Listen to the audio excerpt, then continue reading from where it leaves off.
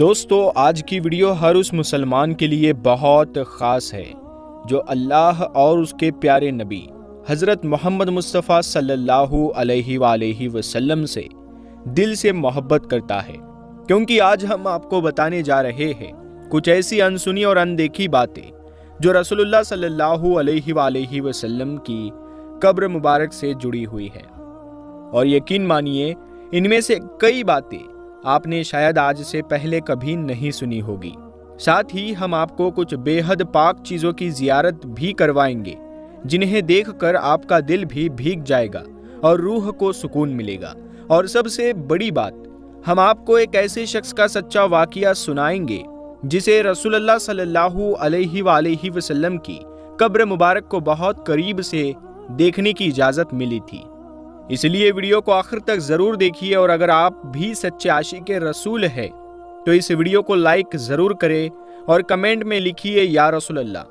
دیکھتے ہیں کتنے سچے عاشق اس ویڈیو کو دیکھ رہے ہیں۔ پیارے دوستو، ایک مرتبہ رسول اللہ صلی اللہ علیہ وآلہ وسلم ایک صحابی کا جنازہ پڑھا رہے تھے۔ اسی دوران آپ کے سر مبارک میں تیز درد شروع ہو گیا۔ تھوڑی ہی دیر میں آپ کو تیز بخار بھی آ گیا، اور یہ بخار کچھ دنوں تک چلتا رہا۔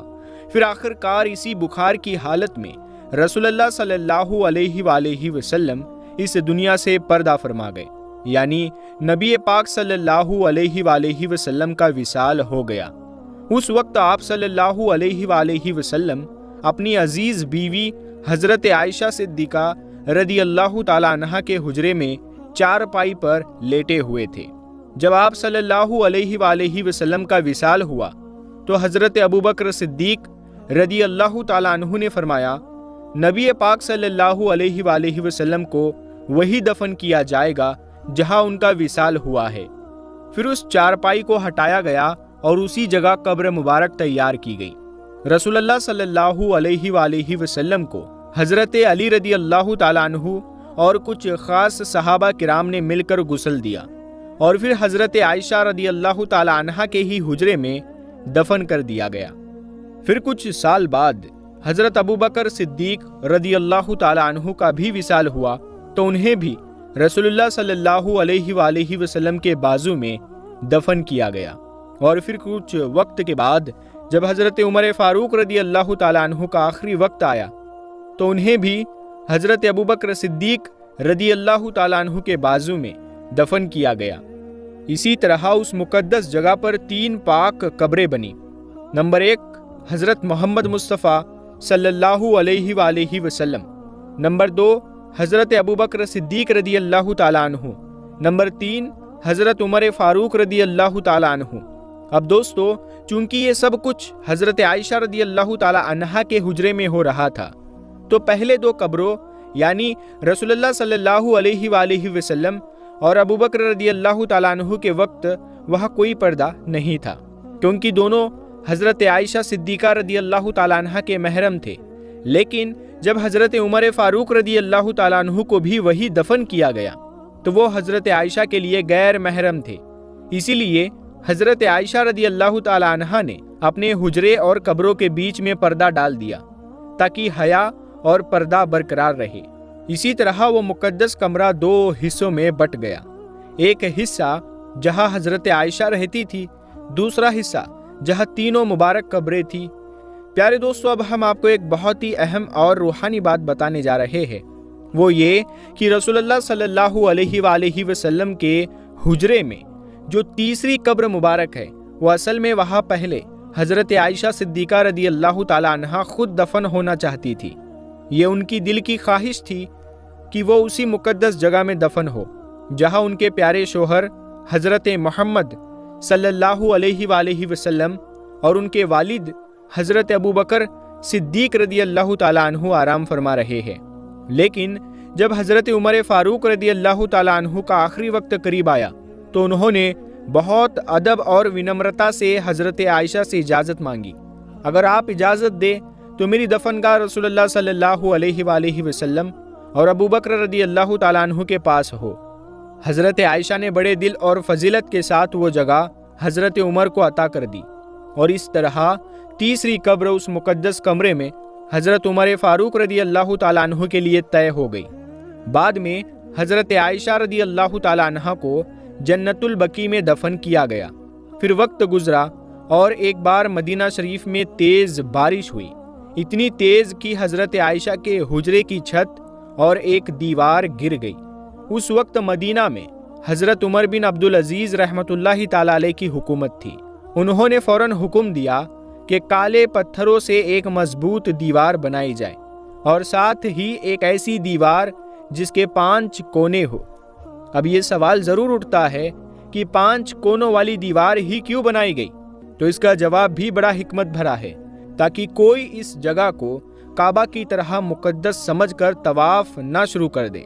اسی لیے اس دیوار کو جان بوجھ کر گول نہیں بلکہ 5 کونوں والا بنایا گیا، تاکہ اسے کعبہ کی شکل جیسا نہ سمجھا جائے۔ اب بات کرتے ہیں اس گنبد خضرا کی، وہ مقدس ہرا گنبد جسے دیکھنے کی تمنا ہر مسلمان کے دل میں ہوتی ہے۔ دنیا میں شاید ہی کوئی ایسا مسلمان ہوگا جس کے دل میں یہ آرزو نہ ہو کہ وہ مدینہ شریف جا کر گنبد خضرا کی زیارت کرے۔ ہر کوئی چاہے عام ہو یا خاص، جب مدینہ جاتا ہے تو وہ سنہری جالیوں کے سامنے کھڑا ہو کر سلام پیش کرتا ہے۔ لیکن دوستو، ایک بات بہت کم لوگوں کو پتہ ہے کہ گنبد کے اندر موجود 3 قبروں کی اصل زیارت نہ تو کسی عام کو نصیب ہوئی ہے اور نہ ہی کسی خاص کو، کیونکہ جو بھی زائرین وہاں جاتے ہیں ان کی پہنچ صرف اس سنہری جالی تک ہوتی ہے جو روضہ پاک صلی اللہ علیہ وآلہ وسلم کے چاروں طرف لگی ہوئی ہے۔ جب کوئی زائرین جالی کے سامنے کھڑا ہو کر سلام پیش کرتا ہے تو وہ چھوٹے چھوٹے سوراخوں سے صرف ایک ہی ہری چادر دیکھ پاتا ہے۔ وہ ہری چادر ان دیواروں پر پڑی ہوتی ہے جو روضہ اقدس کے چاروں طرف بنائی گئی ہے۔ اصل میں سلام پیش کرنے والے انسان اور رسول اللہ صلی اللہ علیہ وآلہ وسلم کے بیچ میں 4 پرتیں موجود ہے۔ 4 پرتیں کون کون سی ہے؟ نمبر 1، سنہری جالی جو عام لوگوں کو نظر آتی ہے، وہ پہلی پرت ہے۔ دوسری پرت 5 کونوں والی پتھر کی مضبوط دیوار۔ تیسری پرت ایک اور اندرونی دیوار جو نظر نہیں آتی۔ چوتھی پرت وہ دیوار جو اصل حجرہ رسول صلی اللہ علیہ وآلہ وسلم کی دیوار ہے۔ یعنی چاہے وہ عام مسلمان ہو یا بڑا عالم، کوئی بھی ان 4 دیواروں کو پار نہیں کر سکتا، اور اس لیے رسول اللہ صلی اللہ علیہ وآلہ وسلم کی اصل قبر مبارک تک آج تک کوئی انسان نہیں پہنچ پایا ہے۔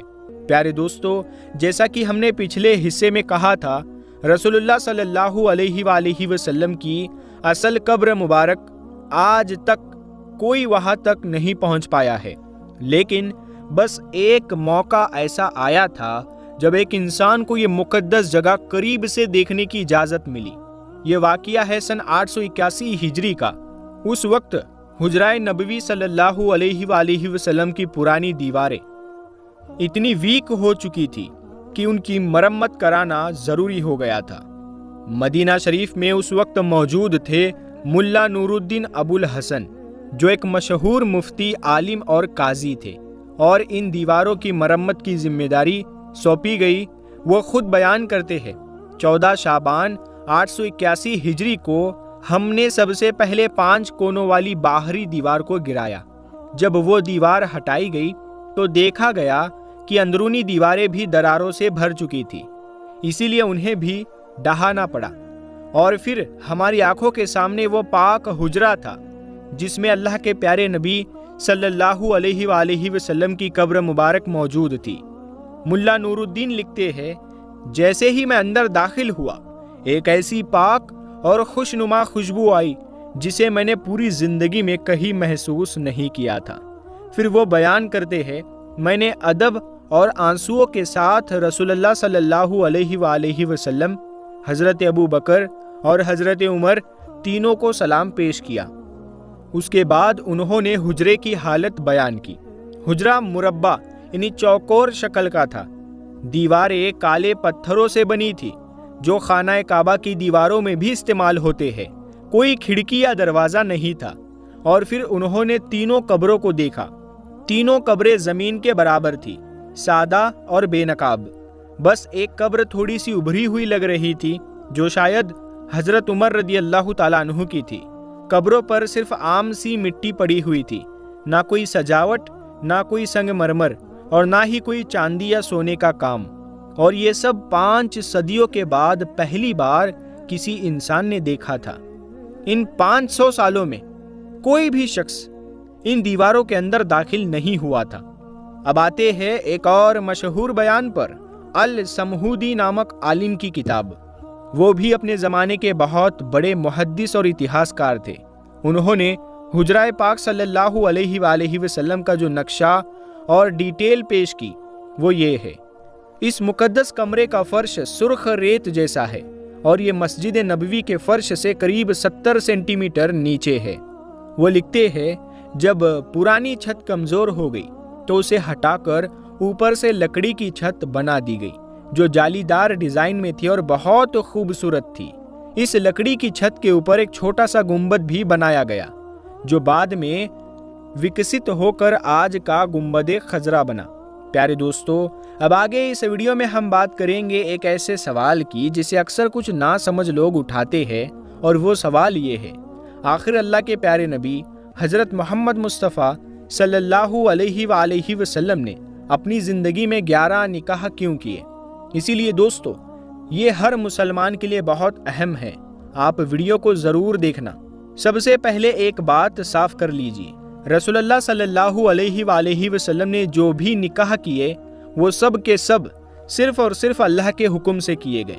ان کا مقصد کبھی بھی شخصی خواہش یا دنیا کی طرح شہوت نہیں تھا۔ اب تھوڑا اتہاس کی طرف چلتے ہیں۔ اس دور کے عرب سماج میں ایک سے زیادہ نکاح کرنا ایک عام بات تھی۔ بہت سے لوگ 8-10 شادیاں تک کر لیتے تھے، لیکن جب قرآن میں اس بارے میں حکم آیا تو مسلمان مردوں کو زیادہ سے زیادہ 4 بیویاں رکھنے کی اجازت دی گئی، لیکن انصاف اور برابری کی سخت شرط کے ساتھ۔ اب آئیے نبی پاک صلی اللہ علیہ وآلہ وسلم کی زندگی کی طرف۔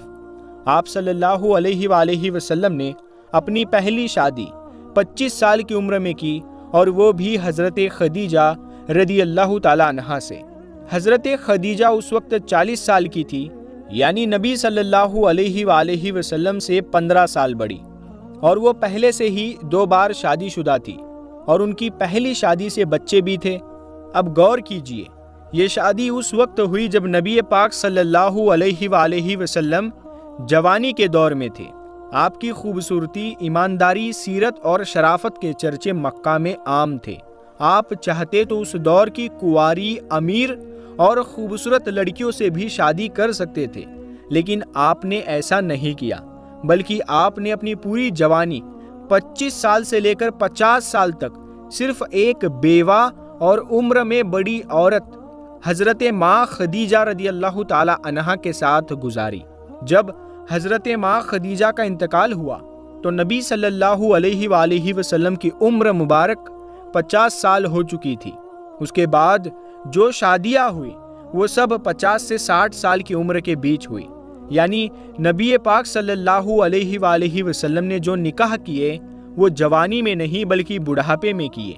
اب ایک اور اہم بات، ان 11 نکاحوں میں صرف ایک بیوی یعنی حضرت عائشہ رضی اللہ تعالی عنہا کنواری تھی، باقی ساری یا تو بیوہ تھی یا پھر طلاق شدہ۔ اب سوچئے دوستو، اگر مقصد اللہ معاف کرے شہوت ہوتا تو کیا رسول اللہ صلی اللہ علیہ وآلہ وسلم بیواؤں سے شادی کرتے، یا وہ جوان، امیر اور کنواری لڑکیوں کی تلاش کرتے؟ نہیں، بلکہ نبی پاک صلی اللہ علیہ وآلہ وسلم نے جن عورتوں سے شادی کی ان میں سے کئی اپنے شوہر کھو چکی تھی، بالکل اکیلی تھی، معاشی سہارے سے محروم تھی، یا پھر صرف عزت اور حفاظت کی طالب تھی۔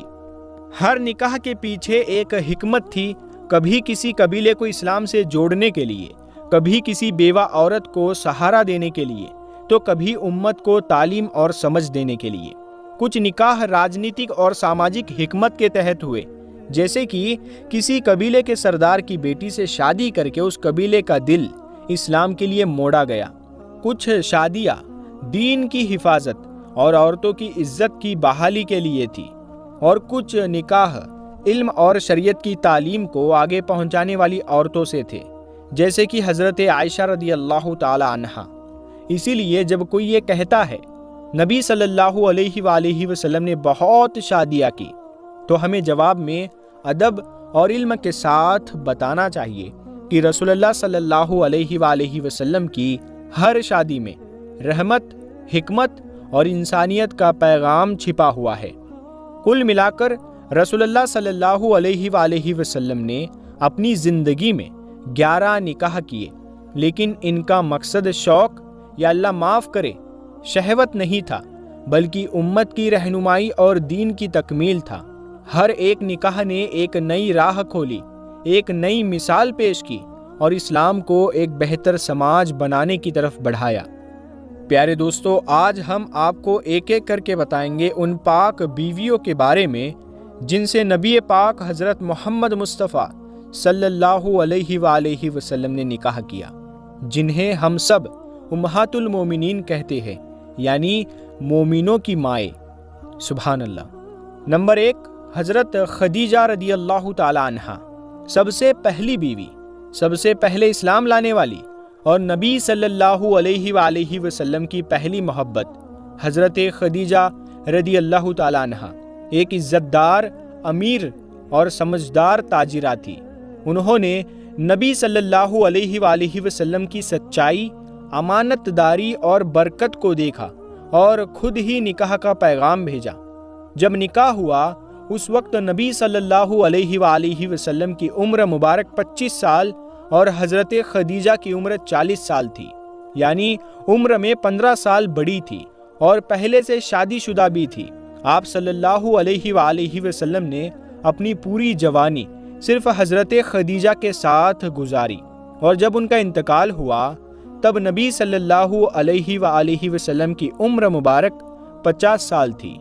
نمبر 2، حضرت سعودہ بنت جمع رضی اللہ تعالی عنہا۔ حضرت سعودہ ایک مسلمان عورت تھی جنہوں نے اپنے شوہر کے ساتھ حبشہ ہجرت کی تھی، لیکن ہجرت کے بعد ان کے شوہر کا انتقال ہو گیا اور وہ بالکل اکیلی پڑ گئی۔ اسی وقت نبی صلی اللہ علیہ وآلہ وسلم کی پہلی بیوی حضرت خدیجہ بھی دنیا سے رخصت ہو چکی تھی۔ ایسے میں حضرت سعودہ کو سہارا دینے کے لیے نبی صلی اللہ علیہ وآلہ وسلم نے ان سے نکاح کیا۔ نبوت کے 10ویں سال، اس وقت آپ صلی اللہ علیہ وآلہ وسلم کی عمر تھی 50 سال اور حضرت سعودہ کی عمر لگ بھگ 55 سال تھی۔ نمبر 3، حضرت عائشہ صدیقہ رضی اللہ تعالی عنہا۔ حضرت ابوبکر صدیق رضی اللہ تعالی عنہ کی بیٹی، جو نبی صلی اللہ علیہ وآلہ وسلم کے سب سے قریبی اور سچے ساتھی تھے، حضرت عائشہ ہی اکیلی کنواری بیوی تھی جن سے نبی صلی اللہ علیہ وآلہ وسلم نے نکاح کیا۔ نکاح مکہ میں طے ہوا تھا، لیکن رخصتی مدینہ میں 2 ہجری کے آس پاس ہوئی۔ آپ صلی اللہ علیہ وآلہ وسلم کی عمر مبارک اس وقت 55 سال تھی۔ حضرت عائشہ نے علم، حدیث اور فقہ میں امت کی اتنی بڑی خدمت کی کہ انہیں محدثہ امت کہا گیا۔ نبی صلی اللہ علیہ وآلہ وسلم کا وصال بھی حضرت عائشہ کے ہی کمرے میں ہوا، اور وہی آپ صلی اللہ علیہ وآلہ وسلم کی قبر مبارک بھی موجود ہے۔ نمبر 4، حضرت حفصہ رضی اللہ تعالی عنہ۔ یہ تھی حضرت عمر فاروق رضی اللہ تعالی عنہ کی بیٹی۔ ان کے شوہر جنگ احد میں شہید ہو گئے تھے اور یہ بیوہ رہ گئی تھی۔ 3 ہجری میں نبی صلی اللہ علیہ وآلہ وسلم نے ان سے نکاح کر کے انہیں عزت اور سہارا دیا۔ نمبر 5، حضرت زینب بنت خزیمہ رضی اللہ تعالی عنہ۔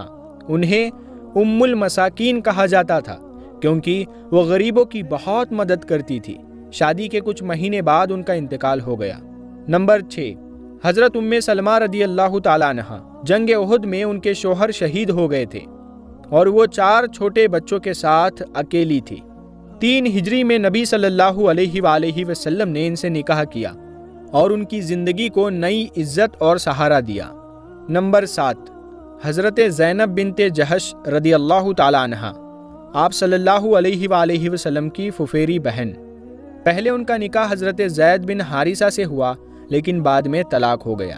پھر اللہ کا حکم آیا کہ نبی صلی اللہ علیہ وآلہ وسلم ان سے نکاح کرے تاکہ امت کو یہ سمجھایا جا سکے کہ منہ بولے رشتے نسلی رشتوں کی طرح نہیں ہوتے۔ نمبر 8، حضرت زویریہ رضی اللہ تعالی عنہ۔ ایک جنگ میں وہ قید ہوئی اور مسلمان ہو کر نبی صلی اللہ علیہ وآلہ وسلم سے نکاح کیا۔ ان سے نکاح کے بعد ان کا پورا قبیلہ اسلام لے آیا۔ نمبر 9، حضرت صفیہ رضی اللہ تعالیٰ عنہا، وہ یہودی قبیلے بنو نذیر سے تھی اور حضرت ہارون علیہ السلام کی اولاد میں سے تھی، ایسا مانا جاتا ہے۔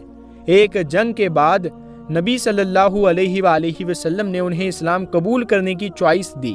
انہوں نے اسلام قبول کیا اور پھر 7 ہجری میں نکاح ہوا۔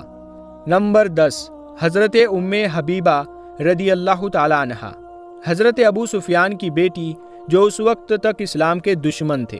ہجرت کے بعد حبشہ میں ان کے شوہر کا انتقال ہو گیا اور وہ اکیلی پڑ گئی۔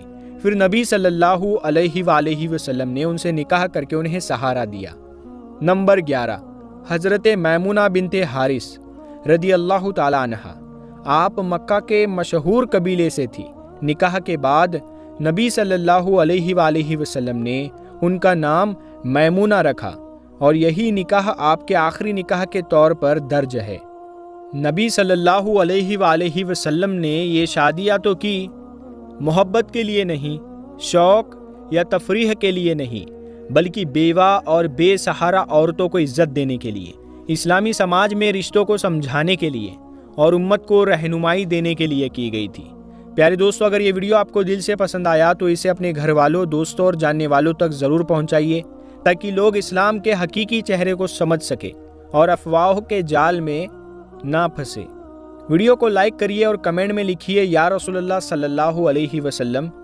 ہم ملتے ہیں اگلی ویڈیو میں، تب تک کے لیے السلام علیکم، اللہ حافظ۔